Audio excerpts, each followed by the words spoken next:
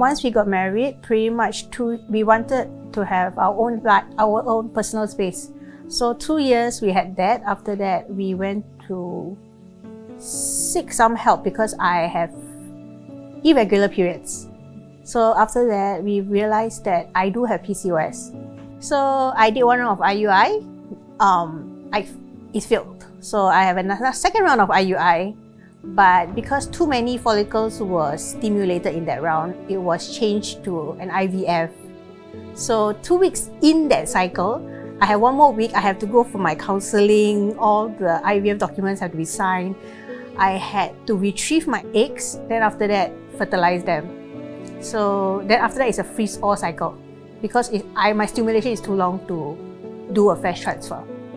So my result, I was having like 12 to 13 follicles stimulated and from just responding to IUI only.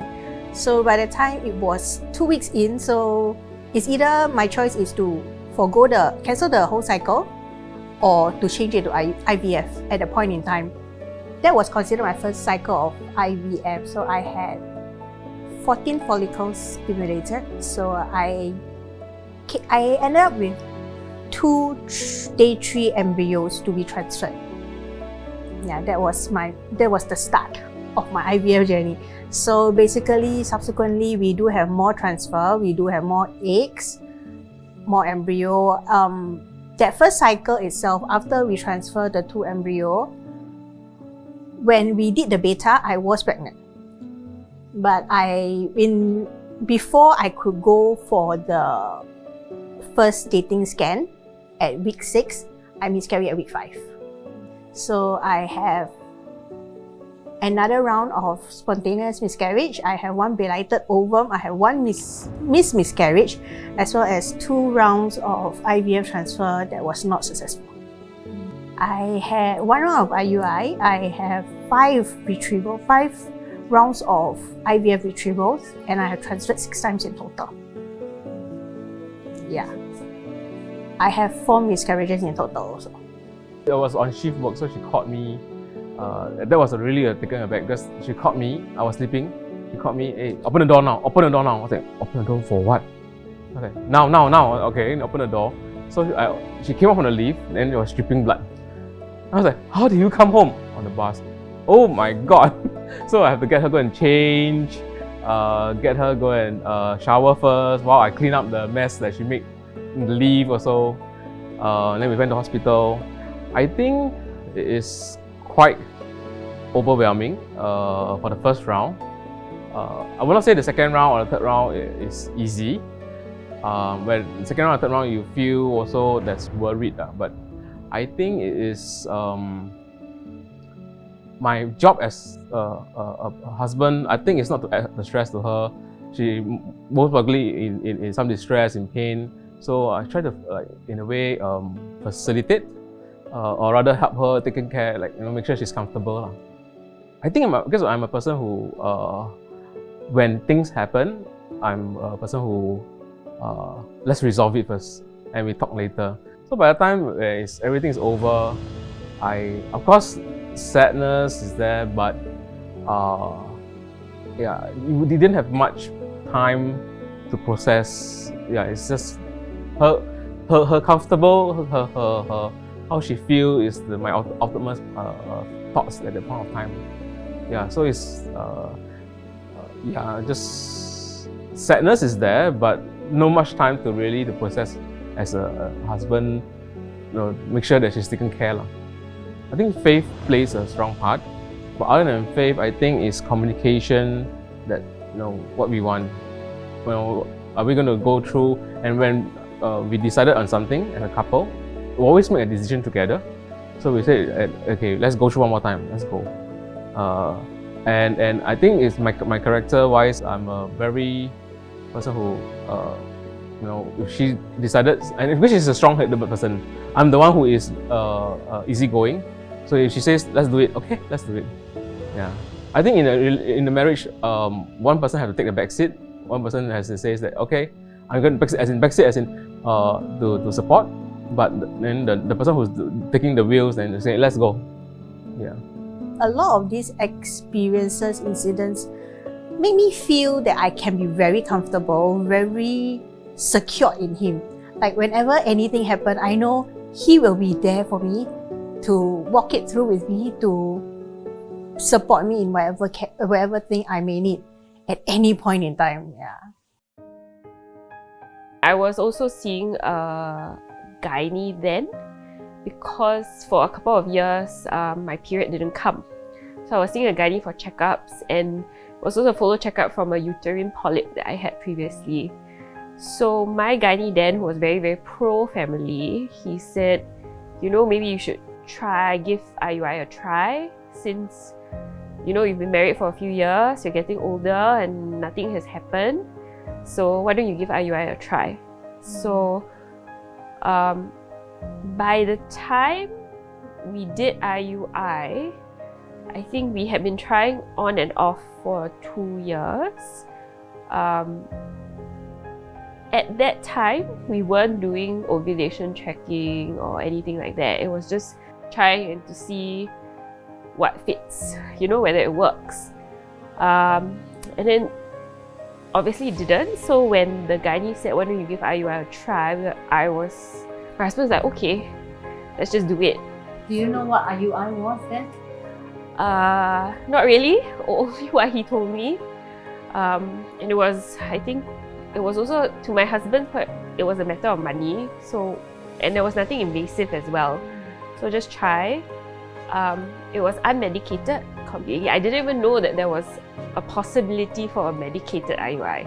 And then we did, I think, 3 rounds of IUI, and nothing happened. And we were about to do the 4th round of IUI, but my gynae was at a stage where he wasn't working all the time.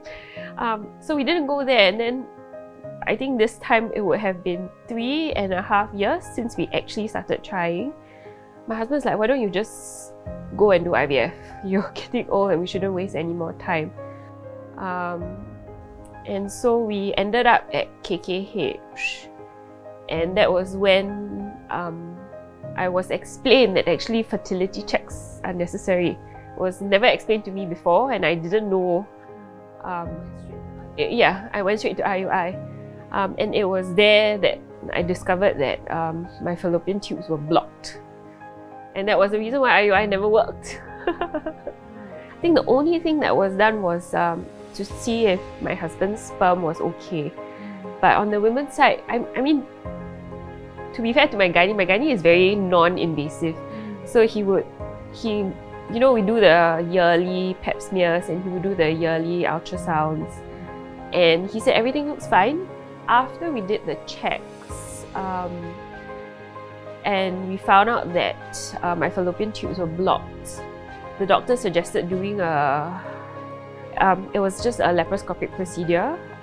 So she gave me 2 options. She said, since your tubes are blocked and you are keen on going to do IVF, you can have the operation to remove the fluid from your tubes, or we can just skip the operation and go to IVF completely. But she advised at that time that if your tubes are blocked, the fluid that is in the tubes might flow back and might affect implantation if you do IVF. So she asked, do you want to do the surgery? And we said, okay, we'll just do the surgery then. So we did the surgery, and then in the course of the surgery, she found out that I had endometriosis as well. Read up on your options, read up on your own reproductive health, do your fertility checks.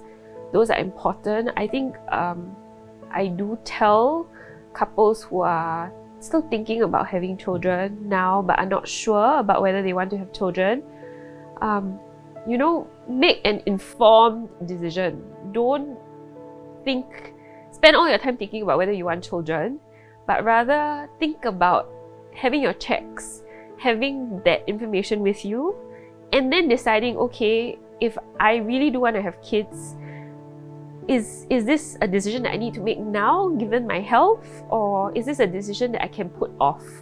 If I'm willing to put off for 5 years, am I willing to take the risks that I may not have as smooth a journey to have kids? Yeah, I think that's very important, because I don't think that's something that, unfortunately, people younger than me can understand or grapple with. I think they just feel like I'm going to put off the decision just because I'm not ready, and everybody's just urging me to have children, but I'm not ready to make that decision. So make an informed decision. Yeah. I think my husband's support was very, very important. He was always, don't worry, if it doesn't work out, it doesn't work out. It doesn't matter. You know, we can just try again. It doesn't matter. So he never put any pressure on me, or, you know, he always like would give me a hug and say, don't worry, you know, it doesn't make you less of anything. And if worst comes to worst, we can just adopt. It doesn't matter. Yeah. I think for me personally, having no expectation of a successful result really helped. I remember going in for the embryo retrieval and the embryo transfer, really dampening down my expectations. So if you have no expectations, you don't fall as far if things don't work out. Number 3, I had a really, really supportive friend. She's gone through many rounds of, I think 2 or 3 rounds of IVF to try and have her 3rd child. And she's much older, and she's always telling me, don't worry, it'll be okay. And I think having, you know, close siblings who you can share your secrets with, that's important, because I didn't dare to tell my family that we were going through IVF, but there was always friends who would be, and sisters who were my like sounding board. So I think that's very, very important. To me, those were my pillars of support. Online support groups are very useful. I think that you can turn to your faith. I mean, if you don't have faith, then you believe that in the wider universe that there's something out there that, you know, when it's the right time, it will happen. And you just cling on to anything you can, I guess. You know, sometimes an online support group where nobody knows your face and nobody knows your name might help as well, because you just need to share what you're feeling inside. It's better to talk it out than to keep it inside. Take care of your health, your body, that's important, but your mental health is also very important. There are both ends of the spectrum. When you prepare for fertility treatments, there are the one who will just fall into fertility treatments and not do any preparation, and there's another group that would say, you know, follow everything strictly. I broke down there because we had been to so many doctors, TCM, you know, private, government. We had seen so many, and nobody even gave us hope or a chance. But this doctor guaranteed me on our first consult that I would get pregnant. He would make sure I get pregnant. Even before that, there was still a bit of roller coaster. Yeah. Because why? This doctor who started everything, once he like fast-tracked us and got everything in order, he left the hospital. And he actually pushed it to another doctor. So he was basically there just to get it going and to ensure that we got whatever we needed. Yeah. And then the IVF doctor just took over. It was quite a process because for my IVF, like everybody knows about the jabs, the hormones and all that you got to be on. I had 7 to 8 jabs a day because of my diabetes. I was never on insulin before this, but during or in the process of trying to get pregnant, I had to go on insulin. So that was like 5 jabs a day, and then coupled with the hormone jabs, it was like an average of 8 jabs a day. So that was I don't know, but maybe because we wanted it so bad. We wanted it so bad that, and because we had the doors shut in our faces for so long, that whatever came, we were like, bring it on, man. Just having the opportunity and the privilege for us, doing IVF was a privilege that we were never given from day one because of my diabetes, apparently. There's a checkpoint, there is a milestone, there is something to look forward to or to worry. Yeah. But I remember we thought we had all the grounds covered. We went in and then we had one scan whereby we were like, okay, we are not seeing the fetal hole. We were like, what scan is this? How come we missed this? Then we went back, we were like, oh, fetal hole. Oh, usually it's like this, between this time to this time. We're like, okay, give it another week. Then, because we didn't know that there was that fetal hole checkpoint, remember? And then we panicked for a bit. I didn't even know how to deal with it. I mean, we cried, we laughed, we screamed.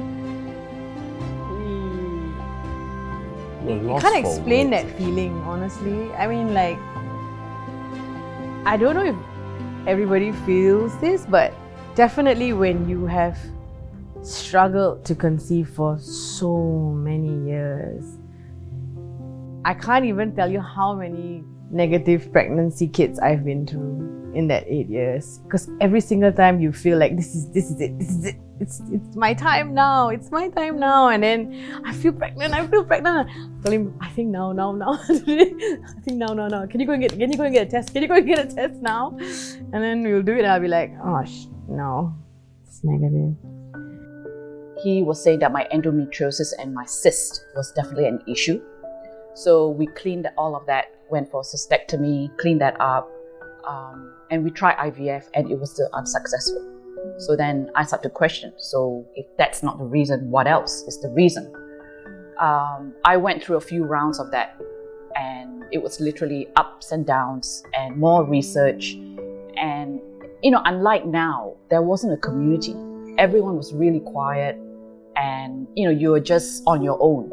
And the only person that I can speak to is my husband, right? And my friends and I all got married at the same time, but they were all popping babies left, right, center. I changed doctors because in that whole journey too, I realized that if someone is successful with Dr. A, doesn't mean that suits me. When I researched about what's the medical side, so with my constitution, I needed a doctor who is super strict because I could get pregnant, but I can't go past week 5. I went through 3 rounds of IVF. IUI was twice, and actually with my first son Austin, I didn't succeed with any of it, so I gave up, right? And I said to my husband then, I think our life in Singapore is just too stressful. Maybe it's the environment. We need to get out of here, go back to Australia and, just do something that, let's not just focus on this. I tend to keep a lot of he can see I'm worried and he can see I'm frustrated, but I can't read him, right? And whenever I say, let's talk, he wasn't ready to talk. So the not talking time just, I think, lengthened. And I went into a rabbit hole and he tried to process his own way. And I tried to process my own way. The thinking of, because he's portraying that he was fine. And he knows that I was stressed, right? So he was just trying to calm me down at the expense of what he was feeling, really. And when, at one point, when I asked him, what are you thinking? He actually said, I can't do this anymore. So I can't tell you exactly when that was. And I said to him that, what does that mean? You can't do this anymore. What's this? And I wanted concrete answers, right? And he said, I can't go through IVF anymore because it was, I termed it the clinical coupling. And everything was by the chart, by the time. There was no romance, so it was almost like the baby was my target and he was no longer in the picture. He was just an instrument. I'm getting teary.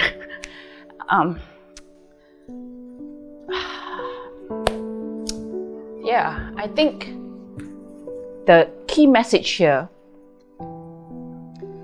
the constant talking,